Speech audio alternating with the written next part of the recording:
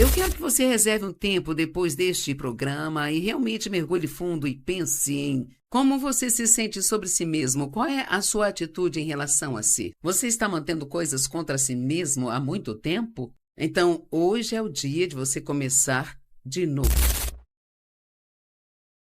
Obrigada por estar comigo hoje no Desfrutando a Vida Diária, onde vou falar com você sobre um assunto que eu acho que é muito importante para todos nós e para alguns talvez um assunto que vai mudar suas vidas. Eu quero falar com você sobre obter um novo começo, sobre como você se sente sobre si mesmo ou como você vê a si mesmo. Sabe, se pudéssemos nos ver da maneira que Deus nos vê, nossas vidas seriam realmente muito melhores, sabe? E Deus quer fazer muito por você, mas se você tem uma atitude muito ruim sobre si mesmo, se você se sente mal consigo mesmo, é muito difícil receber as coisas que Deus quer lhe dar, sabe? E em 2 Samuel 9, do 1 ao 13, Davi disse, ele era o rei na época, resta alguém da casa de Saul a quem eu possa mostrar bondade por causa de Jonatas? Para mim isso equivale a Deus dizendo, existe alguém a quem eu possa mostrar bondade por causa de Jesus? Sabe, Deus, Ele nem sempre é bondoso conosco por nossa causa, Ele o faz por causa do que Jesus fez por nós. E da casa de Saul havia um servo cujo nome era Ziba. Quando o levaram até Davi, Davi disse a ele, você é Ziba? E ele respondeu, sim, sou eu. Então disse o rei Davi, porventura ainda existe alguém da casa de Saul a quem eu possa mostrar a misericórdia, bondade e o favor de Deus? Você gostaria de ter essa misericórdia ilimitada de Deus? Então Ziba respondeu, Jonatas, que era filho de Saul, o qual tinha uma aliança com Davi. Isso significava muito para eles na época. Jonatas ainda tem o filho coxo dos pés, agora você deve prestar atenção nisso aqui. E o rei disse, onde ele está? E Ziba respondeu, ele está na casa de Maquir, filho de Amiel, em Lodebar.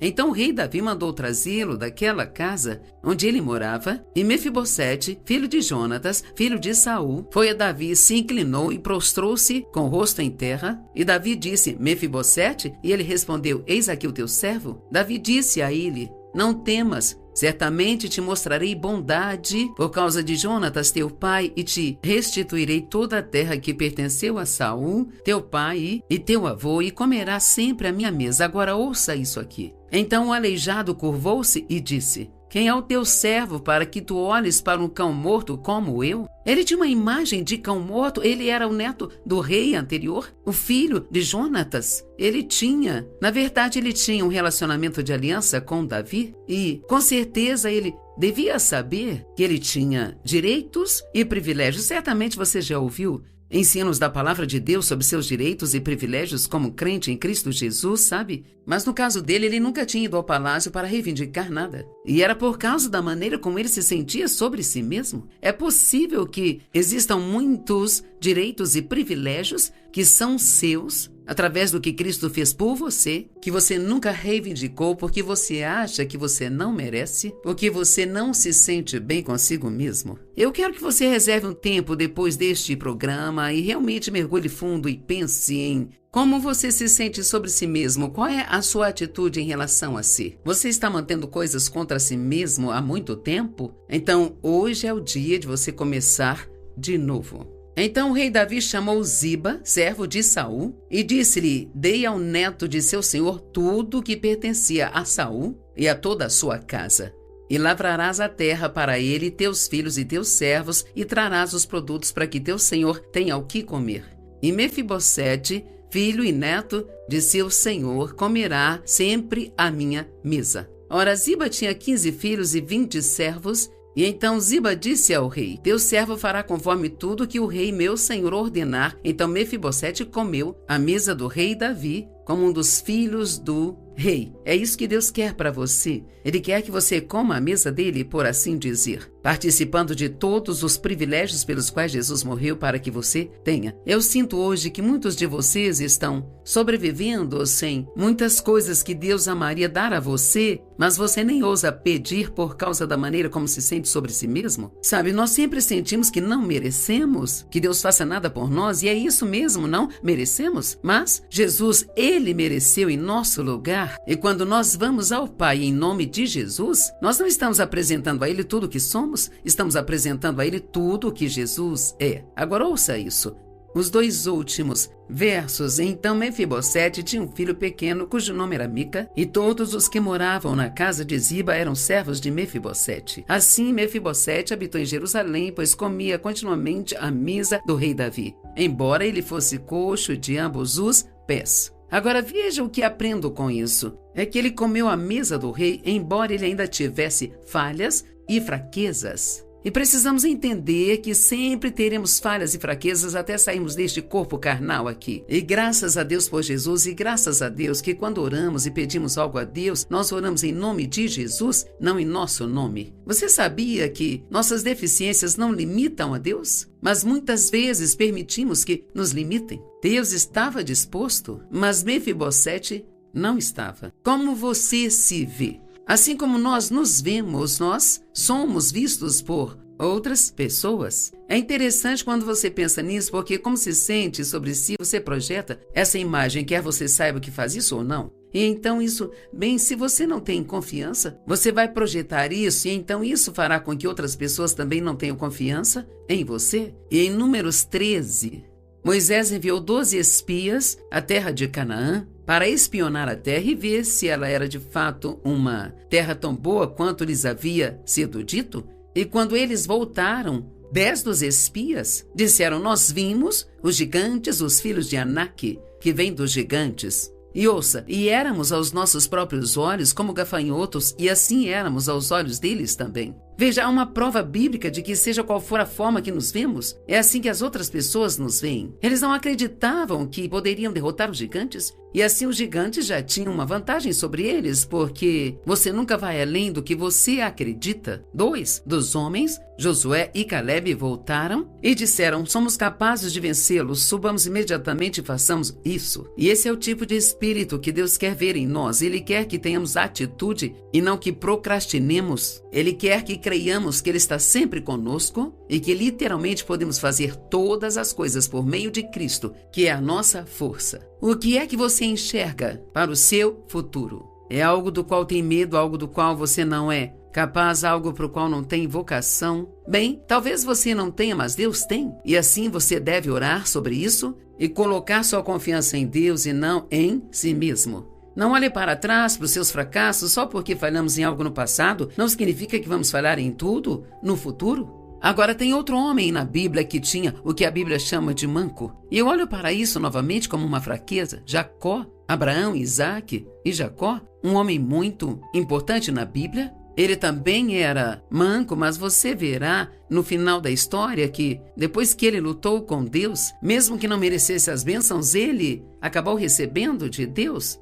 Ele saiu mancando, mas com suas bênçãos. Gênesis 32, do 24 ao 28. E Jacó ficou só, e um homem lutou com ele até o amanhecer. Veja, Jacó havia enganado seu irmão Esaú pela primogenitura. Agora, Esaú desistiu e ele também tinha um problema. Ele vendeu sua primogenitura por um prato de lentilhas, e a primogenitura, naqueles dias, significava muito mais para eles do que para nós. Isto lhes dava uma porção dobrada da herança, e eles recebiam a bênção da primogenitura, e essa bênção era extremamente importante. Era uma oração que o pai fazia para que o filho fosse abençoado. E renunciar a isso era realmente muito desrespeitoso. E ele fez isso só porque ele estava com fome. Mas Jacó, ele sempre teve medo de Esaú depois disso e passou muitos anos fugindo dele, nem mesmo sabendo que, embora Esaú tivesse ficado zangado no início, mas em algum lugar ao longo da linha ele o perdoou e realmente gostaria de ter tido um relacionamento com ele. Então Jacó chegou ao ponto em que ele queria mudar. Você está num ponto em sua vida em que você deseja mudar? Antes de podermos mudar, temos que chegar ao ponto em que queremos isso. E antes que possamos, temos que estar no ponto em que estamos dispostos a enfrentar a verdade sobre nós mesmos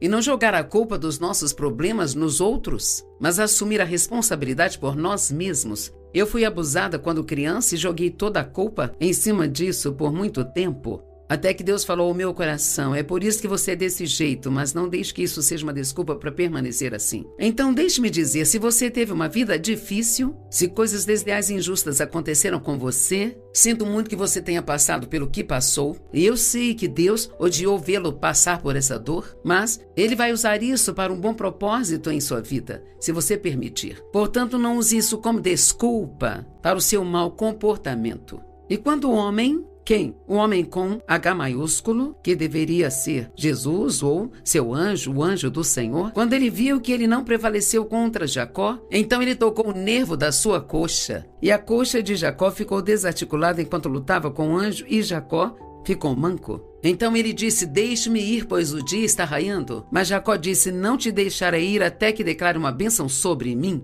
Agora, isso para mim parece muito ousado. E para você? Eu não. Deus, eu não vou deixar você ir até que você me abençoe. Sabe, eu entendo isso até certo ponto, porque houve algumas coisas que eu disse a Deus e eu orei, e eu disse, eu não vou calar a minha boca até receber minha vitória nesta área. Sabia que Deus gosta da persistência? Gosta que persistamos na oração? E quando há algo na palavra de Deus que diz que você pode ter alguma coisa, que aquilo é seu, que você tem direito por causa do sangue de Cristo, não desista disso. Só porque não acontece imediatamente, não desista disso. E se você pecou, se arrependa, admita, fale disso com Deus, mas não deixe que seus pecados passados o impeçam de obter suas bênçãos presentes. Creio que isso fere o coração de Deus, porque Ele enviou Jesus para fazer tanto por nós e às vezes nós recebemos tão pouco. Tire os seus olhos daquilo que você faz de errado e fixe os olhos naquilo que Jesus fez de certo. Vou repetir isso. Tire os olhos do que você faz de errado e fixe no que Jesus fez de certo por você. Ele o fez por você. E o homem, mais uma vez, uma representação de Jesus ou o seu anjo, disse a Jacó, qual é o seu nome? Ele sabia qual era o nome dele, mas ele tinha um propósito aqui. E em choque, no entendimento, sussurrando, ele disse, o meu nome é Jacó. Suplantador, conspirador, trapaceiro, vigarista. Ele encarou a si mesmo. Eu fui um trapaceiro, eu fui um vigarista, um suplantador, eu fui conspirador, mas ele queria mudar. E Deus disse a ele, você não será mais chamado Jacó, suplantador, mas Israel, porque como príncipe, você lutou com Deus e lutou com os homens e você prevaleceu. Sempre faça isso respeitosamente, mas não tenha medo de ser firme com Deus e dizer, isso está na tua palavra e eu estou reivindicando isso para mim. Se há algo de que eu preciso me arrepender, me mostre. Se tem algo que quer que eu faça, me mostre. Mas eu não vou desistir de ser abençoado, porque é isso que você promete na sua palavra. Alguns se conformaram. Eu sei disso em meu coração agora. Você se conformou e sempre parece pensar, sabe,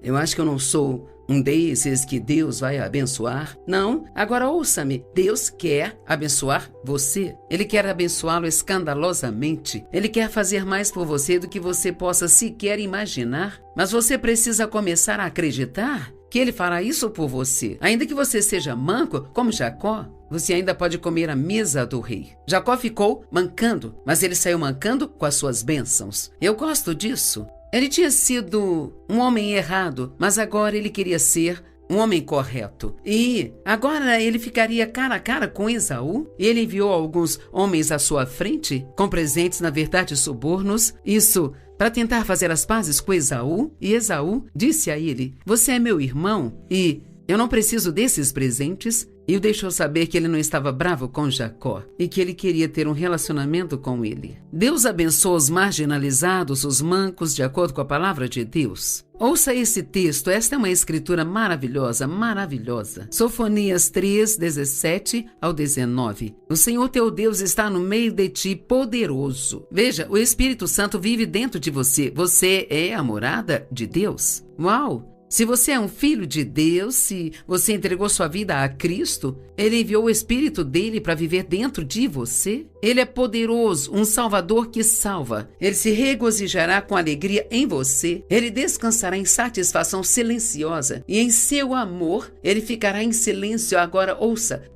E não fará menção de pecados passados, nem mesmo se lembrará deles. Ele se exaltará sobre você com cânticos. Uau! Sabe, você já teve uma discussão com alguém e talvez esteja tentando resolver e te disseram, eu vou perdoá-lo, mas não se esqueça que você fez isso e aquilo e mais aquilo outro. Isso faz você sentir que eles estão te perdoando, mas que realmente não querem te perdoar. Bem, eu amo isso. Ele diz assim, Deus se regozija conosco com alegria e Ele nem sequer menciona ou lembra dos nossos pecados passados, sabe? Porque a Bíblia diz que quando nos arrependemos, quando admitimos nossos pecados e arrependemos deles, estamos prontos para dar meia volta indo na outra direção, como fez Jacó. Ele estava cansado daquela vida e estava pronto para se encontrar com Deus e fazer tudo do jeito dele. Você está pronto para encontrar com Deus e fazer tudo do jeito dele? Quando ele fez isso, e ele recebeu perdão por aqueles pecados e, deixe-me dizer a propósito, algumas pessoas pedem perdão, mas elas nunca o recebem. E o que eu quero dizer com receber é que elas nunca se perdoam. Você poderia até mesmo, agora hoje, você pode até crer que Deus te perdoou, mas ainda não consegue perdoar a si mesmo? Deixe ir o que ficou para trás e avance para as coisas que estão adiante de você. Eu sinto que algumas pessoas estão realmente sendo ajudadas hoje, sabe? Quando Deus perdoa os nossos pecados, a Bíblia diz que Ele se esquece deles. Uau! E Ele os leva para tão longe quanto o leste está do oeste, e ninguém consegue descobrir o quão longe isto é muito, muito, muito longe. A verdade é que Ele não se lembra deles mais. Pare de falar com Deus dos pecados passados, porque Ele não sabe do que você está falando, pois Ele já os esqueceu. Sei disso porque, como jovem, na casa dos 20 anos, começando a ir à igreja com meu marido, todas as noites eu me curvava ao lado da minha cama e pedia a Deus, me perdoe pelos meus pecados, faça de mim uma boa esposa, uma boa mãe e, acima de tudo, uma boa cristã, porque sei que se eu for uma boa cristã, então tudo dará certo. Essa era a minha oração toda noite. E não sei por quanto tempo orei assim, foi muito tempo, mas uma noite eu ouvi em meu coração o Senhor dizer, eu te perdoei desde a primeira vez que me pediu. Uau! Então, da primeira vez que pedi a Deus que me perdoasse, Ele me perdoou, mas eu não tinha me perdoado. E assim, então, eu continuei. Sabe, os pecados dos quais eu estava falando eram pecados do passado, não eram nem atuais, eram pecados do meu passado. E Ele disse, eu ajuntarei os que pertencem a vocês, os israelitas em cativeiro, que se entristecem e anseiam pela assembleia solene e pelas festividades, das quais seu exílio e incapacidade de comparecer aos cultos em Jerusalém trouxeram escárnio, vitupério e um fardo. Ouça isso. Eis que neste tempo eu mesmo tratarei com todos aqueles que te afligem. Uau! Deixe Deus lidar com seus inimigos. Você não tem que fazer isso, Ele fará. Eu mesmo tratarei com todos os que te afligem. Eu salvarei todos os mancos. E se você é um deles, Deus está dizendo, eu vou te salvar. E eu ajuntarei os marginalizados,